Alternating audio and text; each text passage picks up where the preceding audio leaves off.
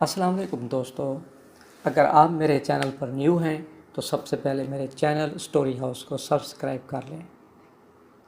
دوستو، میں آج آپ کو بتاؤں گا مہاراجہ رنجیت سنگھ، جس کی سلطنت ملتان سے پشاور تک تھی، وہ بہاولپور پر قبضہ کیوں نہ کر سکا۔ 1817 کی بات ہے کہ جب مہاراجہ رنجیت سنگھ نے ملتان کو فتح کرنے کے لیے زمزمہ نامی ایک بڑی توپ خانے کے ساتھ اپنی فوج ملتان روانہ کی۔ اس حملے کا بنیادی مقصد نواب مظفر خان کو سکھ دربار کی اطاعت نہ کرنے کی سزا دینا تھی۔ چونکہ گورنر مظفر خان نے اطاعت کرنے سے انکار کر دیا تھا، 1818 میں مہاراجہ رنجیت سنگھ کے بیٹے کھڑک سنگھ اور ہندو کمانڈر دیوان مصر چند کی فوج نے ملتان کے گرد گھیرا تنگ کر دیا۔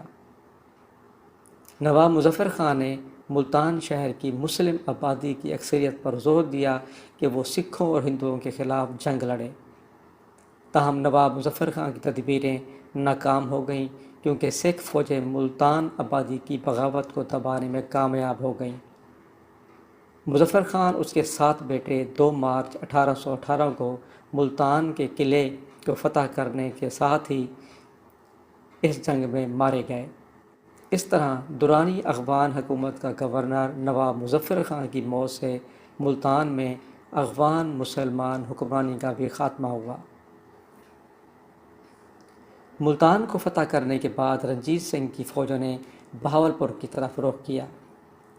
چونکہ ملتان پر سکھوں کے حملے کے دوران نواب بہاولپور نے خاموشی اختیار کیے رکھی، اس لیے یہ بات سکھوں کے لیے فائدہ مند ثابت ہوئی۔ سکھوں نے کچھ دن دریائے ستلج کے کنارے کا محاصرہ کرنے کے بعد جب انہوں نے دیکھا کہ نواب کی فوجوں نے دریائے ستلج پر مضبوط دفاعی بند باندھ رکھے ہیں، ان کو پار کرنا آسان نہیں ہے، تو سکھوں نے نواب کو کچھ تحائف بھیجے اور دوستی کا ہاتھ بڑھایا۔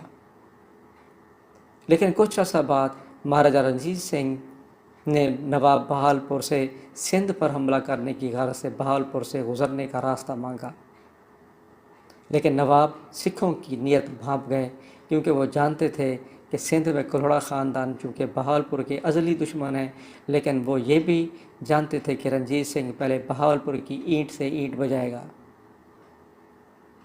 لہٰذا سکھوں نے پھر بہاولپور پر حملہ کرنا شروع کرنے لگے، تو نواب محمد بہاول خان سوم نے 22 فروری 1833 کو انگریزوں کے ساتھ ایک معاہدے پر دستخط کیے، جس کی روح سے نواب بہاول خان اور اس کے ورثاء اور جانشینوں کے مابین ہمیشہ دوستی، اتحاد اور مفادات کا اتحاد ہو گیا، اور یہ طے پایا کہ ایک جماعت کے دوست اور دشمن دونوں فریقوں کے دوست اور دشمن ہوں گے۔ اس معاہدے میں نواب بہاولپور کو آزادی اور بہاولپور کی خود مختاری کی ضمانت دی گئی تھی۔ اس معاہدے میں طے پایا کہ اگر سکھ سلطنت بہاولپور اور انگریزوں پر حملہ کرتی ہے تو دونوں مل کر بہاولپور کی شمالی سرحدوں اور جنوبی سرحدوں کی حفاظت کریں گے۔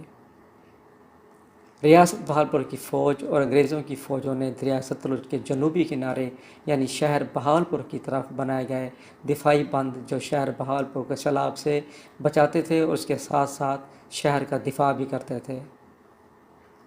سکھوں کا اس طرح مقابلہ کیا کہ ناقابل تسخیر مہاراجہ رنجیت سنگھ کو پیچھے ہٹنے پر مجبور کر دیا، اور جب انگریزوں نے 1847 میں ملتان کو سکھوں سے حاصل کرنے کے لیے حملہ کیا تو نواب نے اس مہم کے لیے سر ہربرٹ ایڈورڈائز کا بھرپور ساتھ دیا، اور بطور انعام انہیں 1 لاکھ تاحیات پنشن اور بھنگ اور سبزل کوٹ کے اضلاع دیے گئے۔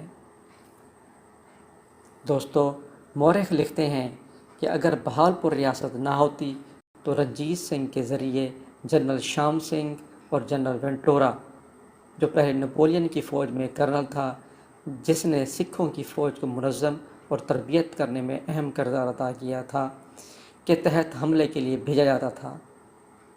سکھ کی بڑی فوج نے اس ملک پر قبضہ کر لیا ہوتا۔